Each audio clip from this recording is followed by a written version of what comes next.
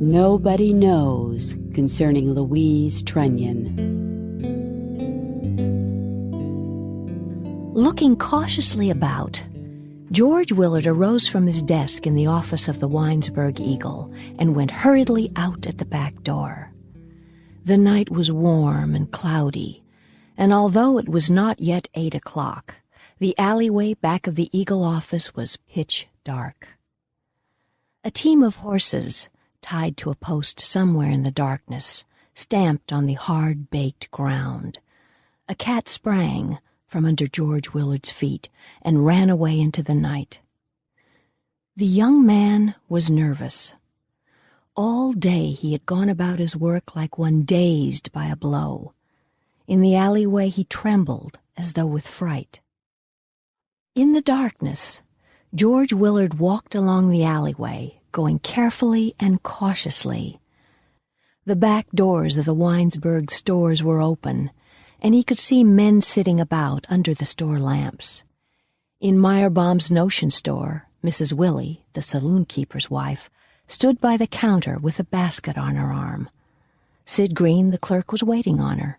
He leaned over the counter and talked earnestly. George Willard crouched, and then jumped through the path of light that came out at the door. He began to run forward in the darkness.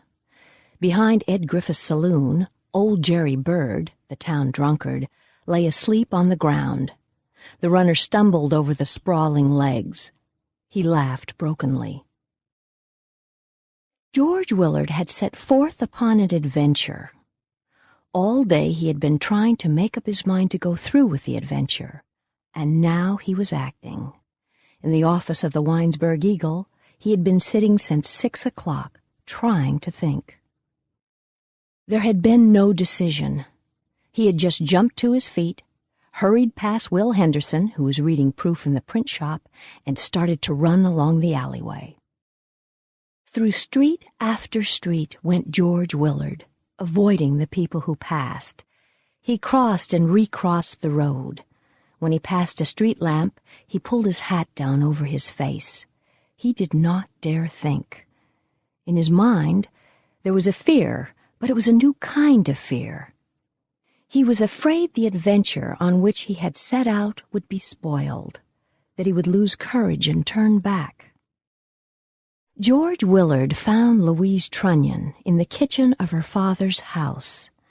She was washing dishes by the light of a kerosene lamp. There she stood, behind the screen door, in the little shed-like kitchen at the back of the house. George Willard stopped by a picket fence and tried to control the shaking of his body. Only a narrow potato patch separated him from the adventure. 5 minutes passed before he felt sure enough of himself to call to her. "Louise! Oh, Louise!" The cry stuck in his throat. His voice became a hoarse whisper. Louise Trunnion came out across the potato patch holding the dishcloth in her hand. "How do you know I want to go out with you? What makes you so sure?" George Willard didn't answer. In silence, the two stood in the darkness with the fence between them. "You go on along. Pa's in there. I'll come along. You wait by William's barn." The young newspaper reporter had received a letter from Louise Trunnion. It had come that morning to the office of the Winesburg Eagle. The letter was brief. "I'm yours, if you want me." He thought it annoying that in the darkness by the fence she had pretended there was nothing between them. She has a nerve. Well, gracious sakes, she has a nerve. He muttered as he went along the street and passed a row of vacant lots where corn grew. The corn was shoulder high and had been planted right down to the sidewalk.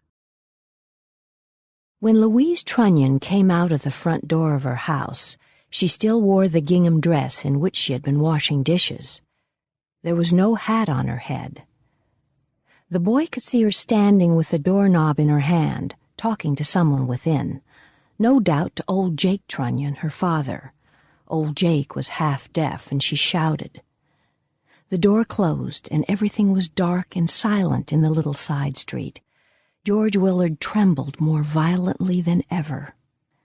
In the shadows by William's barn, George and Louise stood, not daring to talk. She was not particularly comely, and there was a black smudge on the side of her nose. George thought she must have rubbed her nose with her finger after she had been handling some of the kitchen pots. The young man began to laugh nervously. He wanted to touch her with his hand. It's warm. George thought, I'm not very bold. Just to touch the folds of the soiled gingham dress would, he decided, be an exquisite pleasure. She began to quibble, drawing closer to him. You think you're better than I am. Don't tell me. I guess I know. A flood of words burst from George Willard. He remembered the look that had lurked in the girl's eyes when they had met on the streets, and thought of the note she had written. Doubt left him. The whispered tales concerning her that had gone about town gave him confidence. He became wholly the male, bold and aggressive. In his heart there was no sympathy for her. He urged, Ah, come on. It'll be all right. There won't be anyone know anything. How can they know? They began to walk along a narrow brick sidewalk, between the cracks of which tall weeds grew. Some of the bricks were missing, and the sidewalk was rough and irregular. He took hold of her hand that was also rough, and thought it delightfully small. Her voice was quiet and unperturbed. I can't go far. They crossed a bridge that ran over a tiny stream and passed another vacant lot in which corn grew. The street ended. In the path at the side of the road, they were compelled to walk one behind the other. Will Overton's berry farm lay beside the road, and there was a pile of boards. Will is going to build a shed to store berry crates here. They sat down upon the boards. When George Willard got back into Main Street, it was past 10 o'clock and had begun to rain. 3 times he walked up and down the length of Main Street. Sylvester West's drugstore was still open, and he went in and bought a cigar. When Shorty Crandall, the clerk, came out of the door with him, he was pleased. For 5 minutes the two stood at the shelter of the store awning and talked. George Willard felt satisfied. He had wanted more than anything else to talk to some man. Around a corner toward the new Willard house, he went whistling softly. On the sidewalk at the side of Winnie's dry goods store, where there was a high board fence covered with circus pictures, he stopped whistling and stood perfectly still in the darkness, attentive, listening as though for a voice calling his name. Then again he laughed nervously and muttered doggedly as he went on his way. She hasn't got anything on me. Nobody knows.